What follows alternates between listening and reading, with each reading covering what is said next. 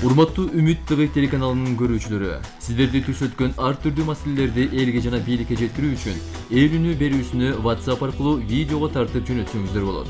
WhatsApp номерибиз 0553 94 94 84. Ээлүүнү сиздер үчүн иштейт.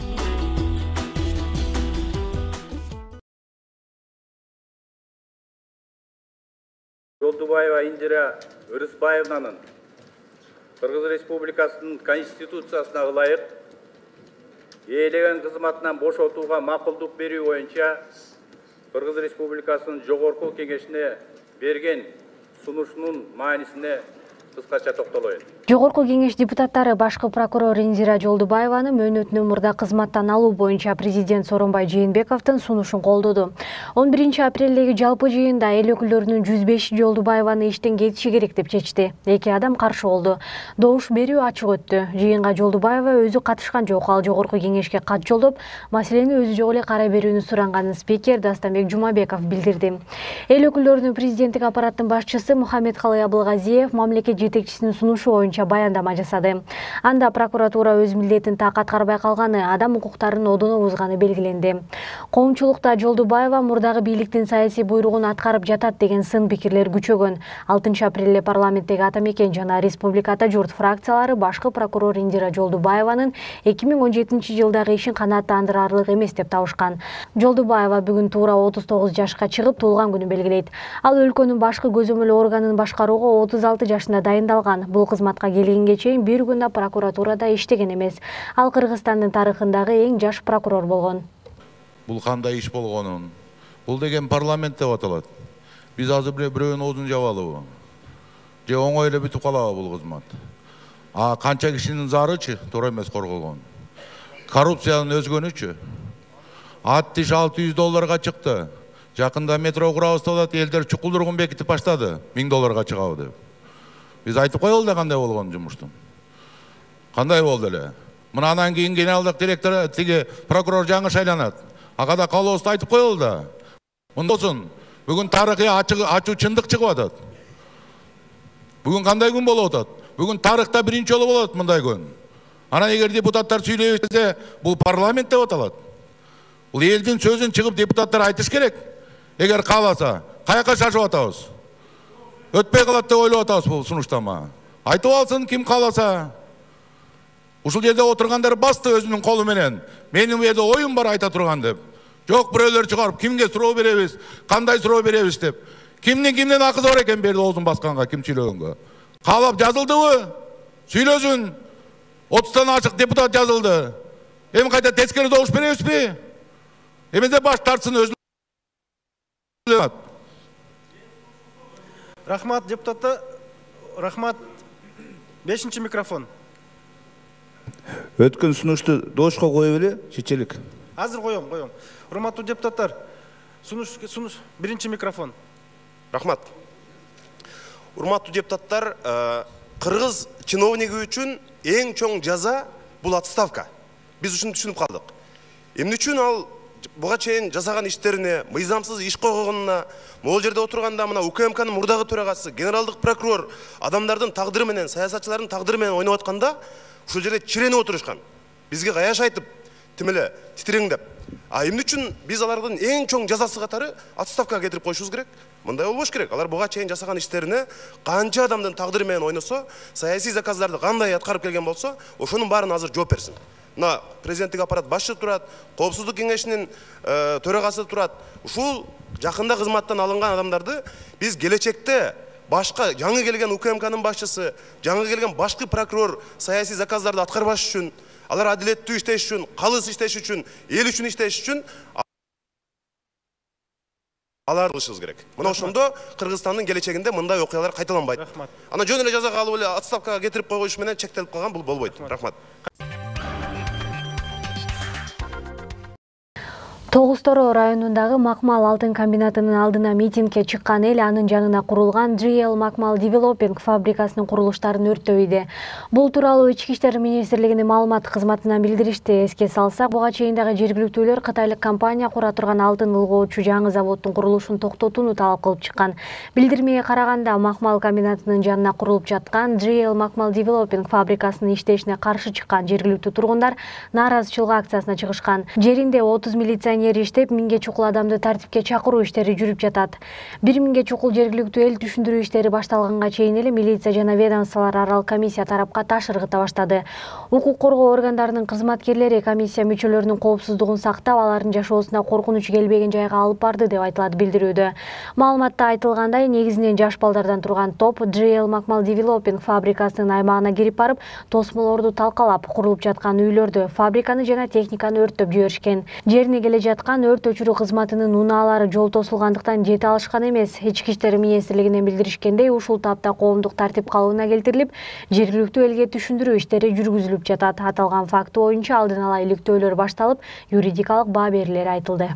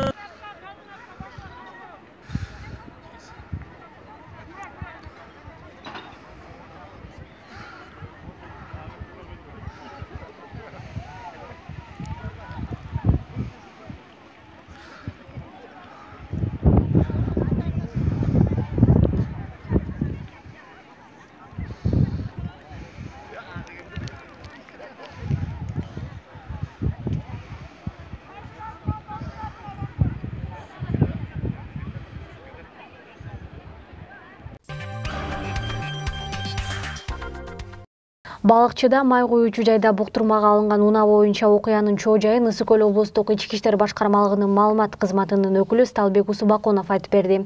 Эскерте кетсек, буга чейин Балыкчы шаарындагы май куюучу жайлардын биринде Toyota Винна унаасын башка 2 унаа буктурмага алып, бирок ортодо калган машина алды-артындагы автолорду сүзүп качып кеткен видео жарыяланган. Билдирмеге караганда, анда талап тоноого шектелген адамды кармоо иши жүрүп жаткан. Милицияга 31 март күнү Тоң районунун 34 жаштагы тургуну кайрылган. Анын айтымында, ал Бишкек шаарынан даф унаасы менен цемент жүктөп келе жатып, эс алуу үчүн Аккеме постунун жанына токтогон. Ал жерде Ауди унаасында 2 бейтааныш адам келип, бизди мурда сөгүп кеткенсиң деп доомат коюшкан. Андан соң өздөрүнүн унаасына салып кетип, ур тепкиге алышкан, деди Усубакунов. Ысык Көл облустук Ички иштер башкармалыгынын маалымат кызматына кошумчалашкандай, кийин аларга дагы 2 киши кошулуп, жабырлануучудан 60 000 сом талап кылышкан. Качан гана айдоочу акчасы жок экенин айтканда, жүктөп келе жаткан 18 тонна цементти сатып, акчасын бересиң деп айтышкан. Мындан тышкары, ал тоноочуларга ай сайын 10 000 сомдун берип турарын эскертишкен. 1 апрель күнү милиция 2 шектелүүчүнү колго түшүргөн. Алар Бишкек жана Балыкчы шаарынын тургундары болуп чыкты. Дагы экөөнү кармоо үчүн 4 апрель күнү Балыкчы шаарындагы май коюучу жайлардын биринде атайын операция жүргүзүлүп, бирок шектелүүчүлөр качып кетишкен, деди Усубакунов.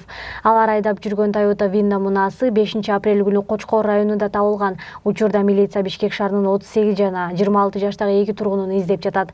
Маалыматка караганда, кармалган 2 жаран кылмыштык топтун мүчөсү катары Ички иштер министрлигинин каттоосунда жок.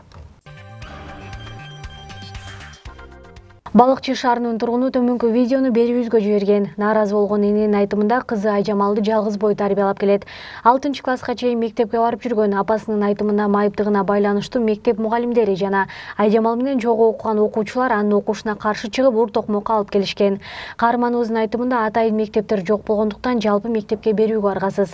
Тиешелүү тараптарга буга чейин кайрылган, бирок жыйынтык чыкпай келет. Садыкбекова Айжамал индивалид кыз. 2003 жылы туулган. 6 класска чейин жакшы эле окуп келди. 6 класстан 2016 жылы атасы каза болуп калды. Ошонун себебинен мен мектепке барбай калдым. Күндө кыздын беттери тытылып келе баштагандан класс жетекчиси СОС мугалим Калманбетова Айгүлгө айтсам, ошондон баштап өчөшүп алып, менин кызымды кодулашып операция болгон күнү директордун кабинетине алып кирип алып уруу токмокко алышыптыр. Больницадан чыккандан кийин эмне үчүн ушундай кылдыңар десем, тиги кызың окуй албайт, жаза албайт деп ушинтип айтышты. Анан мен деген сос Сашита иштеген Гүлмира деген кызга чакырып беттерин көргөзүп айткам үйдөн. Ал дагы айтса ага да болгон жок.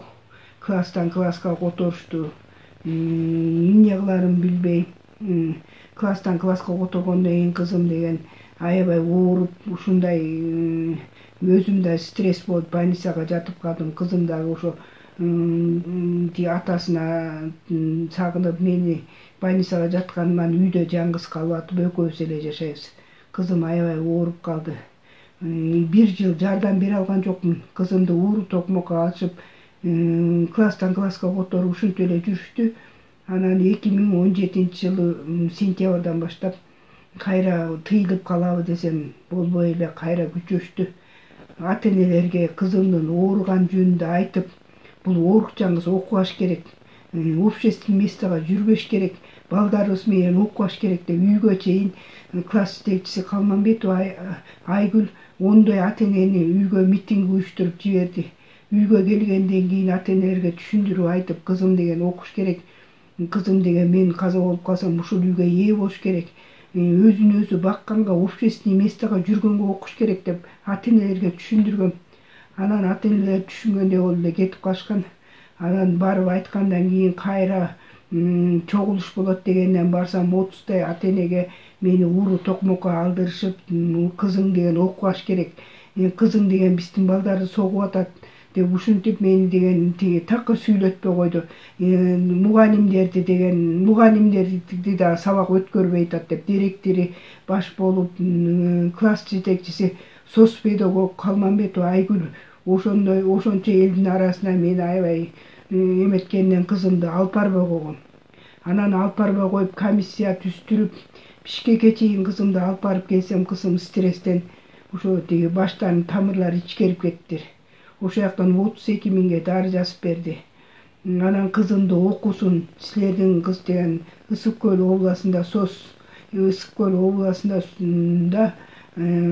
спецшкола жок. Ошондуктан обычный эле школдон окуш керек деп комиссиядан өтүп справкасын алып келгем.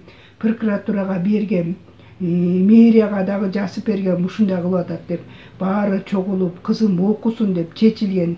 Ошондон кийин деп мен дагы кызым окуйт экен деп сүйүнүп калсам, прокуратурадан билдим. Менин кызымды сокту, урду деп жөн жеринен жала жааптыр ата-энелер. Эч кандай эчтеке фактически эчтекеси жок экен. Менин кызым деген канча таяк жеди, буттары көгала болду, беттери көгала болду. Анткени өзү тийишти деп койду мугалимдер. Анан мен деген ошо немеден комиссиядан өткөндөн кийин тынчып калабы десем, барбаган жерим, баспаган тоом калган жок. Баарына бардым, бирок кызым окуйбу десем, такыр окуганга жол бербей атышат. Даже калса деген мугалимдер кызымды милицияга берип атышат, ушул кызга чара колдонуп бергиле деп. Колун деген көгала кылып, пенал менен согуп салып, кызымды деген ушу кыз деген кечирим сураптыр эжейинен.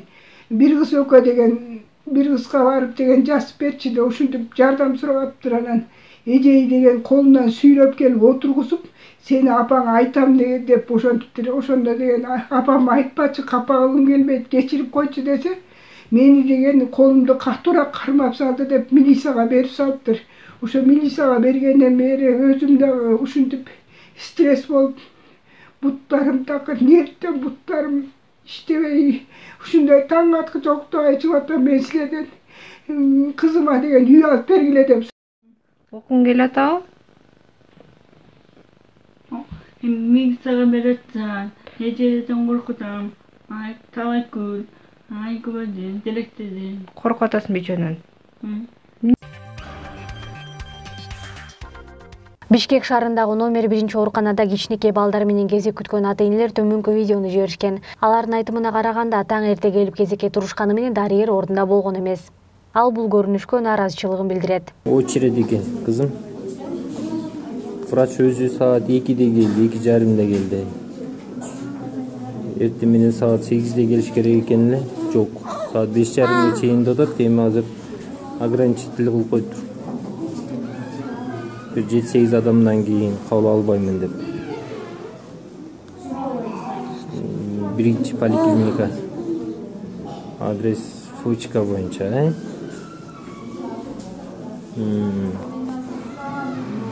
Vraçlar özü kalağında gelip, kalağında kavla alıp, kalağında getirip atıp. Saat 11'de gelgen biz. Очередь alıp koygamız, oşamadan yok. Bravo'su.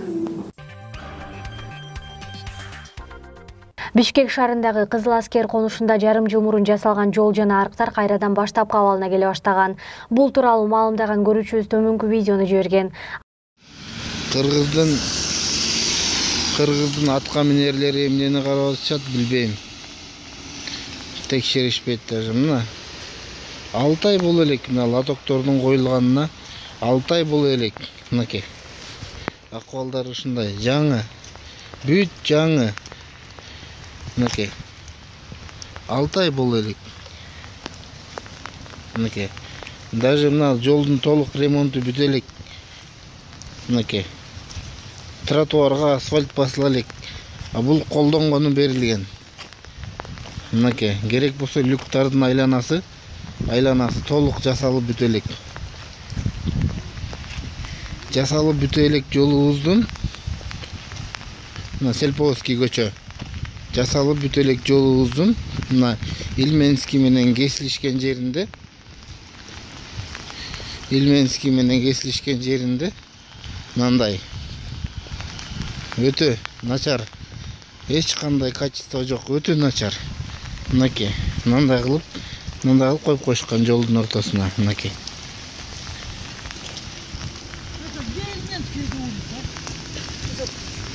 Мынакей. Өтө начар акыбалдары. Караңызчы, мынакей. Өтө начар. Кадамжай районуна караштуу Масалиев айыл өкмөтүнүн Алыш айылынын Бердикулов Кудайберген көчөсүнүн тургуну төмөнкү видеону жиберген. Анын айтымына таянсак, буга чейин айылды каптаган сел көптөгөн үйлөрдү жараксыз калтырган. Эми дагы сел каптаса, айыл тургундарына залакасын тийгизерин айткан жергиликтүүлөр тиешелүү тараптары көңүл буруп коюусун өтүнүшөт. Саламатсыздар кыргыз элим. Биз мына Кадамжай районуна караштуу Масалиев айыл өкмөтүнүн Алыш айылынын Бердикулов Кудайберген көчөсүндө турабыз. Былтыр мына жердеги каналдан өткөн көпүрөдөн өткөн селкананы 2 жыл алдын эмчиеси оңдогон өзгөчө кырдаал министрлиги. Андан кийин да сел келип, мынтип анда бузуп акыбалда турат, бузуп акыбалда. Мынандай болду. Эгер бул жерде дагы өзгөчө кырдаал министрлиги ким болот келип караштырып оңдоп түздөбөсө, бул селкесе дагы алып кетиши коркунучтуу, айып болот. Ушундай. Андан келип мына жерде Марапат деген эже бар экен, майып эже бичара. Ушунун багыда коркунуч турат.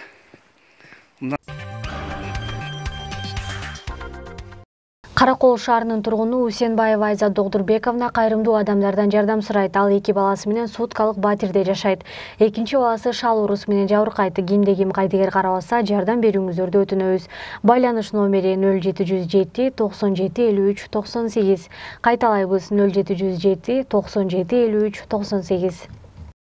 Жардам берген жарандарға кайрылат элем. Балама жардам берип койсоңуздар, өзүм суточный квартирада күнүнө 200 сомдон төлөп жашайм. Баламдын дагы дармегине жашаган квартирама тиги жардам берип коюңуздар деп суранат элем. Ошо бул Айзат эжекебиз Каракол шаарында турат экен. Ошо квартирасы жок. Квартира керек болуптыр. Баласы да 2 баласы бар экен, 2 баласынын бирөөсү ооруйт экен. Жардам берүүчүлөр кайдыгер карабаңыздар. Урматтуу Үмүт ТВ телеканалынын көрүүчүлөрү, сиздерди түш өткөн ар түрдүү маселелерди элге жана бийликке жеткирүү үчүн ээлүүнү берүүсүнү WhatsApp аркылуу видеого тартып жөнөтсөңүздөр болот. WhatsApp номерибиз 0553 94 94 84. эл үнү сиздер үчүн иштейт.